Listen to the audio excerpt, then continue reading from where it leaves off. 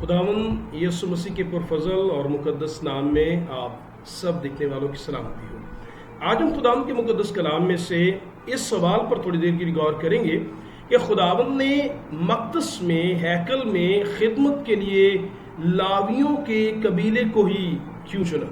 देखिए, जब हम ये कहते हैं कि खुदा ने अपनी खिदमत के लिए लावियों को मखसूस किया, तो दर हकीकत इसके पीछे क्या रीज़न, क्या सबब था जो खुदा ने लावियों के कबीले को चुना। हालांकि मुकद्दस कलाम में तहरीर है कि बुजुर्ग इब्राहिम से इसहाक, याकूब और उसके 12 बेटे और फिर 12 कबाइल हुए, तो फिर क्यों ना जो पहलौठा था रोबन और उसके बाद जो है वो शमौन, उनको क्यों ना चुना गया, या आशर या नप्ताली या ज़बूलून को क्यों नहीं चुना गया, या सबसे छोटे बिन्यामीन के कबीले को क्यों नहीं चुना गया, लावियों को ही क्यों।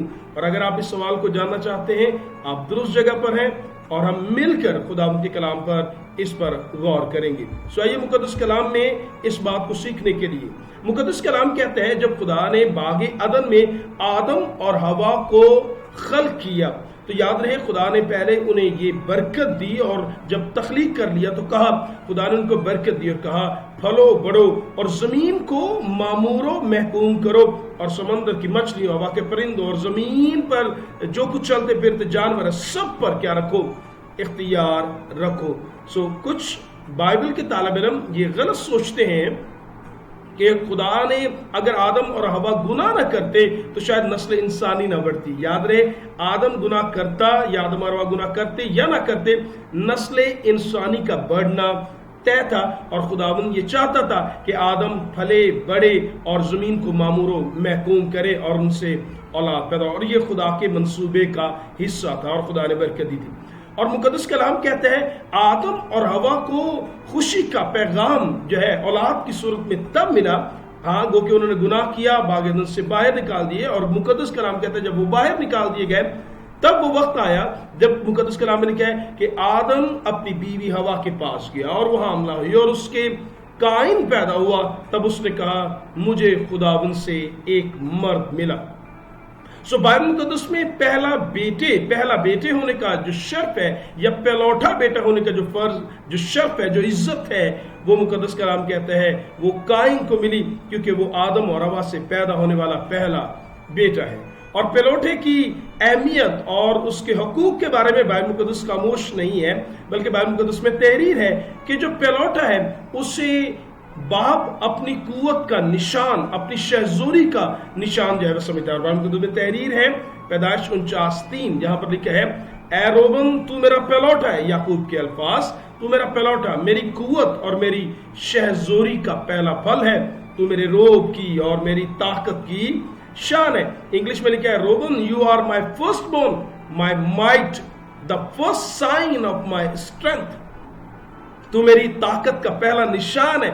सो याद रहे, जब इंसान जो है वो जिस तरह उम्र रसीदा होता जाता है, सो पहलौठा बेटा बाप जो है उसमें अपनी जवानी को और अपनी ताकत को जो है वह देखता है, और यही याकूब ने कहा कि तू पहलौठा है, तू मेरी ताकत का निशान है, मैं तुझे देखता हूं तो गोया मैं जो हूं मौजूद हूं। सो बाइबल मुकद्दस में पहलौठे को बाप अपनी कुव्वत का निशान जो है वो समझते थे। और फिर दिलचस्प बात, जो पहलौठा हुआ करता था, बाइबल मुकद्दस में लिखा है उसे माल का दूना हिस्सा दिया जाता था।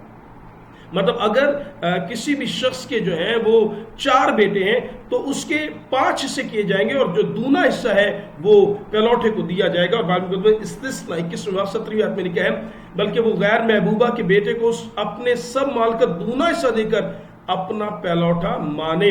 सो पहलौठा बेटा चाहे ऐसी बीवी से जो उसकी पसंदीदा ना भी हो, फिर भी मुकद्दस कलाम कहता है कि पहलौठे बेटे को डबल हिस्सा जो है वो दौलत का, माल का दिया जाएगा।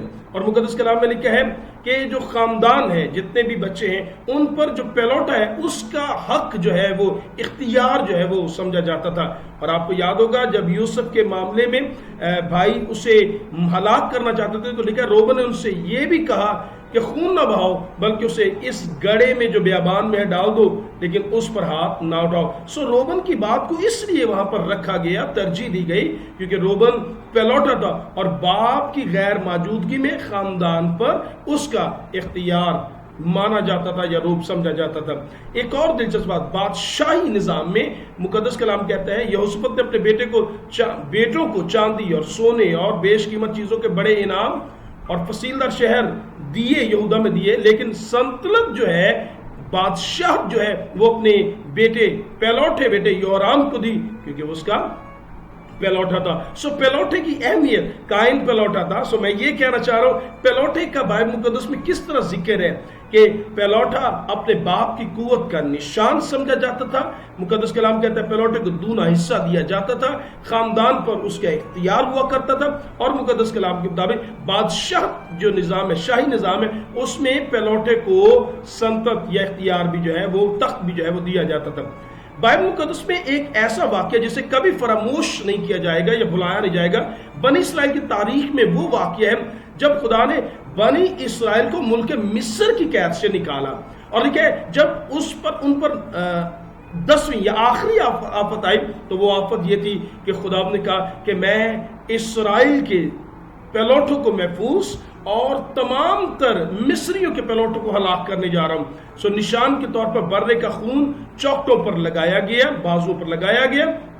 और लिखा आधी रात को खुदा ने मुल्क मिस्र के सब पहलौठों को फिरौन जो अपने तख्त पर बैठा था उसके पहलौठों से लेकर कैदी जो कैद खाना में था उसके पहलौठों तक, बल्कि चौपायों के पहलौठों को भी हलाक कर दिया। सो उस रात हुआ क्या? मुकद्दस कलाम कहता है तमाम तर पहलौठे जो मिस्र के, चाहे इंसान चाहे जानवर, उनके पहलौठों को खुदा ने हलाक किया, लेकिन बनी इसराइल के पहलौठों को महफूज रखा। जब यह वाकया हो गया तो मुकद्दस कलाम में खरूज की किताब 12वें बाब में यह वाकया और फिर 13वें बाब में खुदावंद ने क्या किया?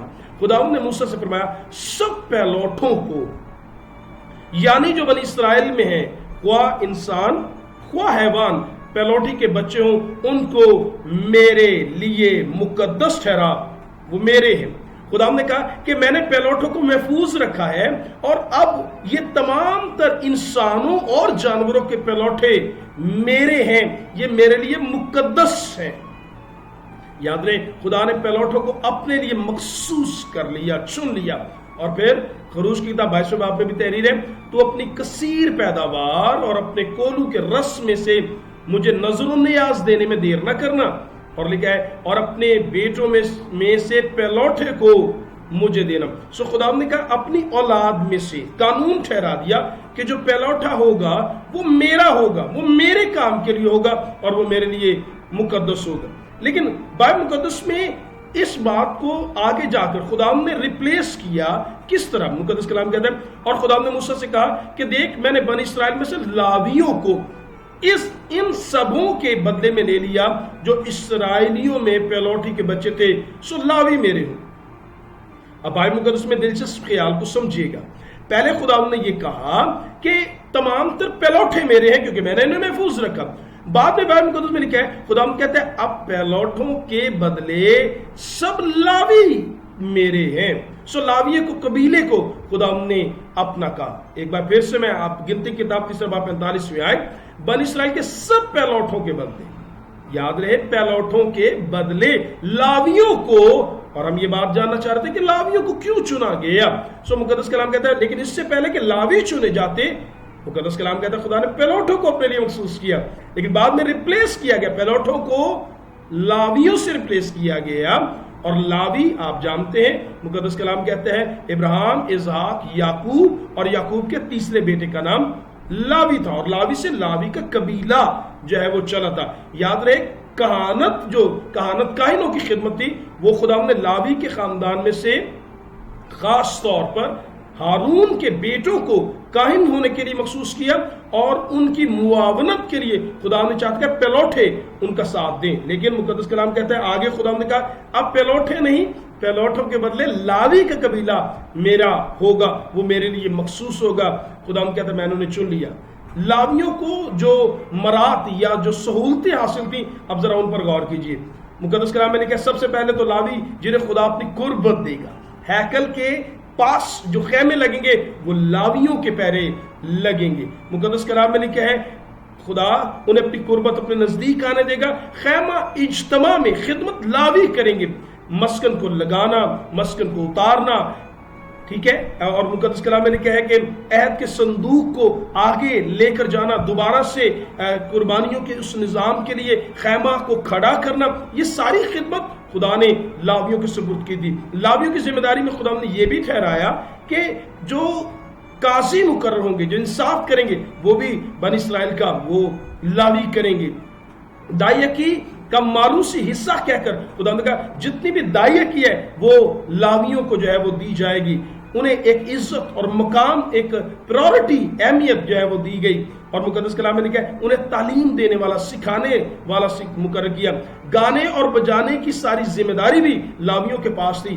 مقدس کی جو نگہبانی، حفاظت تھی، وہ بھی لاویوں کے پاس تھی. اور پھر وہ لوگوں کے لیے خدا کے حضور برکت چاہیں گے، یہ خدمت بھی لاویوں کے پاس تھی. لیکن اب سمجھنے کی بات یہ ہے کہ یہ سب کچھ جو لاویوں کو ملا، یہ سب کچھ جو لاویوں کو ملا، در حقیقت یہ پیلوٹوں کو ملنے جا رہا تھا. لیکن خدا نے پیلوٹوں کا پیلوٹے میرے ہیں، پھر خدا نے کہا لاوی میرے ہیں. سوال پیدا ہوتا ہے آخر ایسا کیا ہوا کہ خدا نے پیلوٹوں کے بجائے لاویوں کو جو ہے وہ چنا. اور ایک اور بات، جنگ سے انہیں استثناء حاصل تھا. مطلب جنگ کرنے کے لیے لاوی نہیں جاتے تھے بلکہ یہ دوسرے قبائل لڑنے کے لیے جاتے تھے. سو جنگ کے میدان میں لاوی نہیں اترتے. یہ بھی ایک سہولت انہیں دی گئی.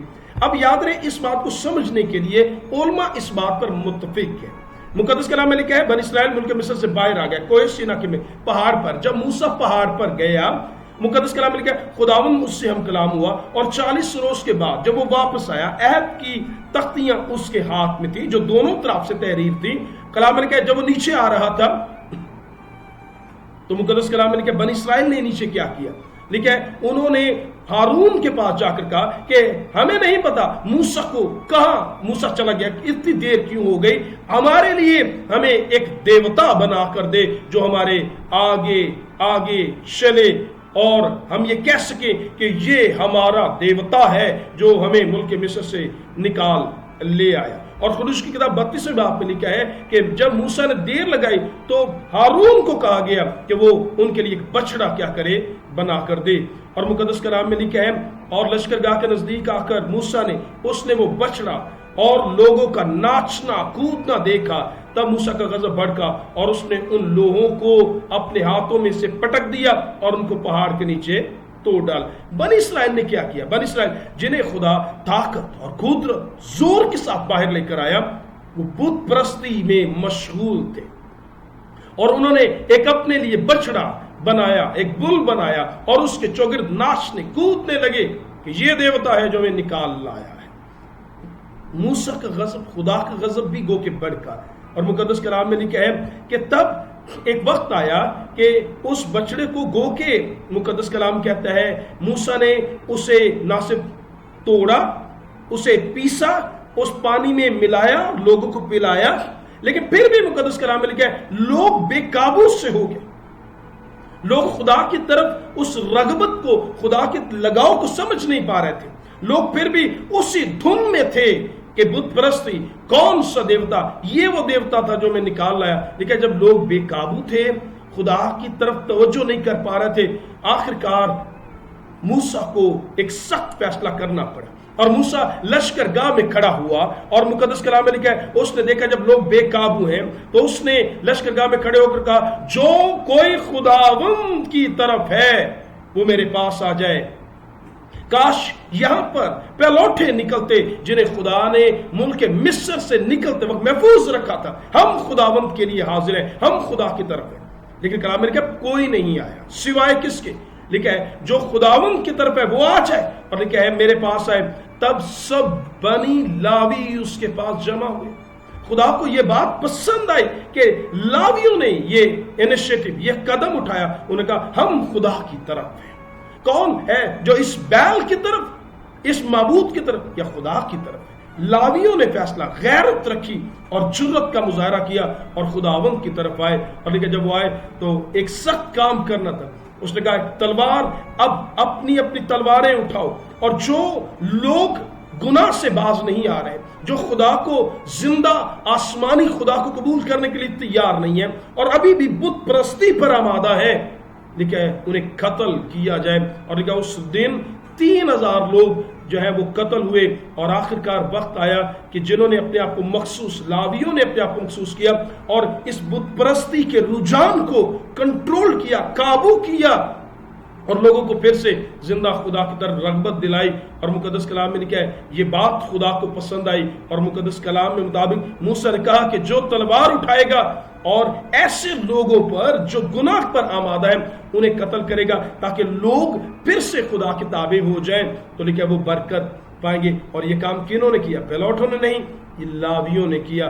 اور آج میں آپ کو بتانا چاہتا ہوں جب لاویوں نے اس قدم کو کیا تو یہی ادا، یہی بات خدا کو پسند آئی، اور خدا نے کہا اب پیلوٹ ہے نہیں، اب لاوی میرے ہیں، اور میں انہیں جو ہے وہ یہ شرف دوں گا، یہ عزت دوں گا، میری وہ قربت میں آئے، خیمہ کی خدمت کریں، قاضی ہوں، داعیہ کی ان کی ہو، انہیں عزت میرے استاد کہلائیں، گانے اور بجانے والے نگہبان، اور لوگوں کو برکت دیں، اور انہیں میں جنگ کے لیے نہیں بلکہ دعا کے لیے اور لوگوں کی برکت کے لیے استعمال جو ہے وہ کرنے والا ہوں.